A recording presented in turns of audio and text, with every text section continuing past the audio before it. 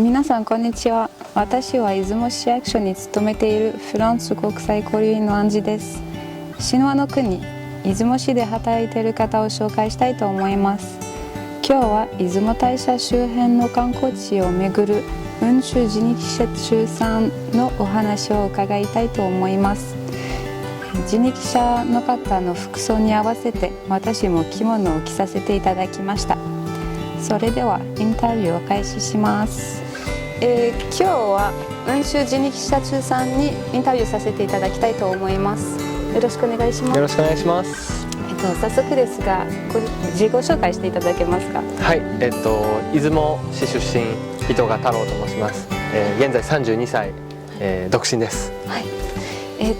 雲州人力車中についてちょっと説明していただけますか。はい、雲州人力車中は観光案内人力車業ということで、人力車を使って出雲大社にお越しになられたお客様を出雲大社であったりとか周辺の観光地を観光案内しながら回っております。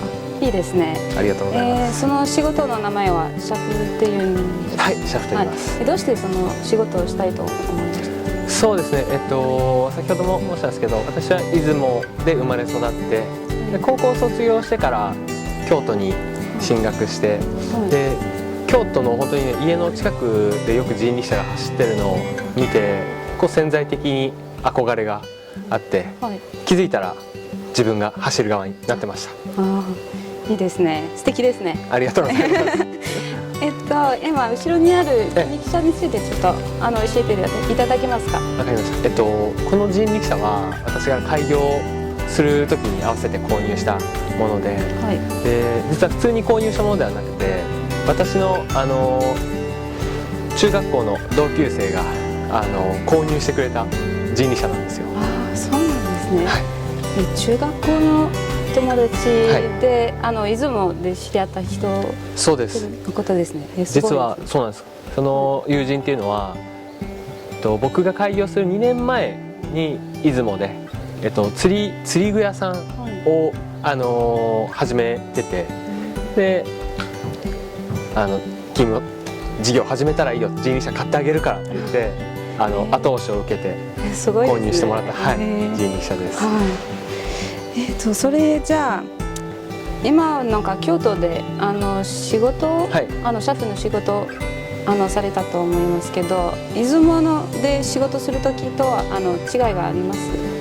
そうですね。やっぱり同じ観光地といえど観光客の方のやっぱり数はすごく違って、京都は本当に人の間を縫って走るようなこともしてたんですけど、割と出雲はそういうことはなく、であとはやっぱり海外からのお客様の数っていうのはやっぱり圧倒的に京都が多いなと思います。そうですね。どうして出雲に里帰りしようと思いました？そうですね。やっぱりコロナっていうのもあって、なかなか都会だと行動制限も多くあったので、30歳になるタイミングでのびのび暮らせる生まれ育った田舎に戻ろうというふうに決心して戻ってきました。そうですね。ありがたいですね。なんか人力車はいないんです。ありませんね。現状出雲は1台私のみです。で、ちょっと仕事について質問したいと思います。コースなどの説明してもらえますか。はい。人力車は一応1台2人乗りです。で、未就学児、小学校に上がってないお子さんであれば、お父さんお母さんのお膝の上に2人まで乗れるので、最大4人まで乗ることができて、で一応料金は15分で2人乗り合計で4000円っていうコースから、長いコースは1日貸し切ってもらって、5万円というコースまで用意しております。1日までは予約できますよね。できます。いいですね。予約してください。またぜひしますので、出発地どこから乗れます？基本的には神門通りの竹野屋さんの前で待ってることが多いんですけど、ご予約の時点で乗り場所分かっていれば、お客様のお宿であったりとかご指定される場所までお迎えに上がることも可能です。わかりました。ありがとうございます。それでは今はちょっと海外からの観光客のために質問したいと思いますけど、英語は英語ができますか？英語はそうですね、オーストラリアに1年間、行ってたのと、あとは一応外国語大学卒業したので、会話ぐらいだったらできるかなと思います。じゃあ安心して予約できますよね。ぜひ。はい、わかりました。今のウェブサイトでは全部日本語だと思いますけど、英語版を作るつもりありますか？そうですね、作れたらいいなとは思ってます。それ今は英語で予約ウェブサイトを取って予約できないんですけれども、英語で予約したかったらどうすればいいですか？